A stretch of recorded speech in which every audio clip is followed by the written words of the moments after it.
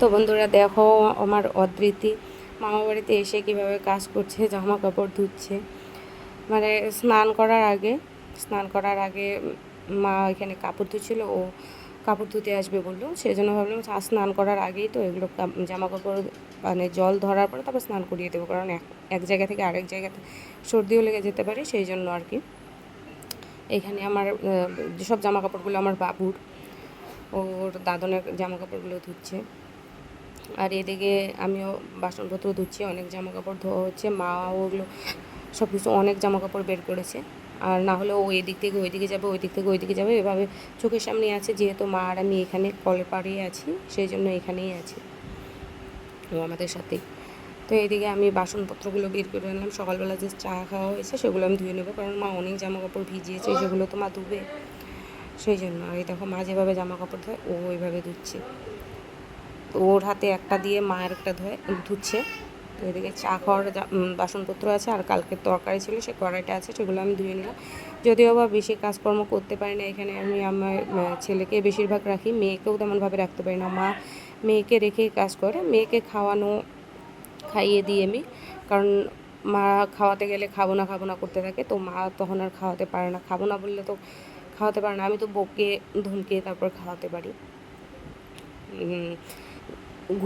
ঘুমোবে কখনো আমার কাছে, কখনো মার কাছে। স্নানও কখনো কখনো মার কাছেও করে, আমার কাছেও করে। মার কাছে কাজের চাপ বেশি থাকলে আমি স্নান করিয়ে দিই, আর মার কাজের চাপ বেশি না থাকলে স্নান করাই মাই করিয়ে দেয়। আর ছেলের পাশে তো আমাকে সবসময় থাকতেই হবে, সেই জন্য এখানেই থাকা। কারণ ছেলে একদম ছোট, ওখানে থাকলে তো কাজে ব্যস্ত থাকবো, সবসময় ছেলের পাশে থাকতে পারবো না, সেই জন্য এখানে ছেলের পাশে থাকি আর কি। আর এইদিকে দেখো ওকে স্নান করিয়ে এবার তুলে নেব, আর জল ধরতে দেবো না, আর জলে নামবেও না। এখন স্নান করিয়ে তারপর এসে ঘুম পাড়িয়ে দেবো, তারপর তো বিকেলবেলায় উঠবে, ওঠার পর আবার খাওয়া দাওয়া করিয়ে দেবো। ও জল নিয়ে এভাবে, স্নানের সময় জল নিয়ে এভাবেই খেলা করতে থাকে। প্রথমে নিচে স্নান করে, তারপর জলের গামলাতে বসে ওইভাবে হাত নাড়াতে থাকে, ছোটো বাচ্চারা যেভাবে নাড়ায়। ও তো ছোটোই, মানে একদম 1 বছরের বাচ্চারা যেভাবে নাড়ায় সেভাবে। আর হাতগুলো এমন করছে কারণ ওর ভাই এমনভাবে হাত নাড়ায়, তো সেই জন্য। তো চলো একটুখানি তোমাদের সাথে দেখা করি, কথা বলি। হ্যালো বন্ধুরা, তোমরা সবাই কেমন আছো? আশা করছি সবাই ভালো আছো। আর এদিকে দেখো এতটা গরম পড়েছে, আর আজকে অম্বুবাচী ছেড়েছে, তার জন্য সব কিছু ধোয়া পাকলা দেখতেই পেলে তোমরা এতক্ষণ। আর এদিকে আমি ভাত বসিয়ে দিয়েছি, কারণ মা যেহেতু এদিকে ধোয়াধুয়ি করছে, মেয়েকে তো খাওয়াতে হবে। দাঁড়াও দেখাচ্ছি তোমাদেরকে, ভাত হয়ে এসছে, যে এখানে ভাত হয়ে গেছে। এখন মার ছড়া, তারপরে আরেকবার তোমাদের সাথে দেখা হচ্ছে। এখন আর ভিডিও শেয়ার করব না।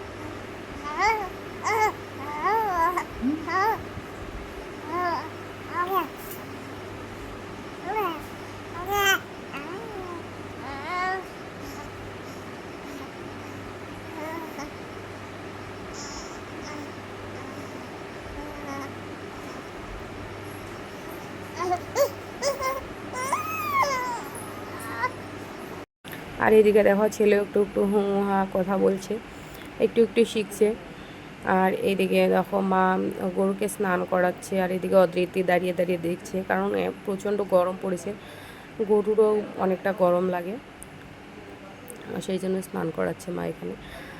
আর এইদিকে একটা জিনিস দেখবে, এই দেখো মা একটা কাঁকড়া তুলে এনেছে, সে কাঁকড়াটা হেঁটে হেঁটে যাচ্ছিলো, একটুখানি ভিডিও শ্যুট করে রাখলাম।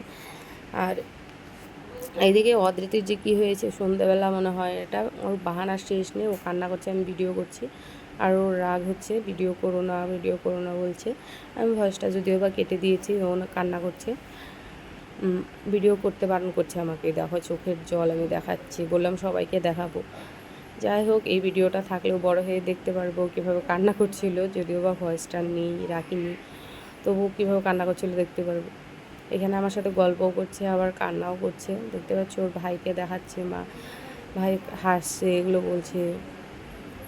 আর আমি একটা যদি ধমকিও দিই বা বলি তোকে তুই এই দুষ্টুমি করবি না, তাহলে মার কাছে চলে যাবে, মা আমাকে বকা দিয়েছে, দিদান মা আমাকে বকা দিয়েছে, সেই জন্য এখানে আমি কিছুই বলতে পারি না।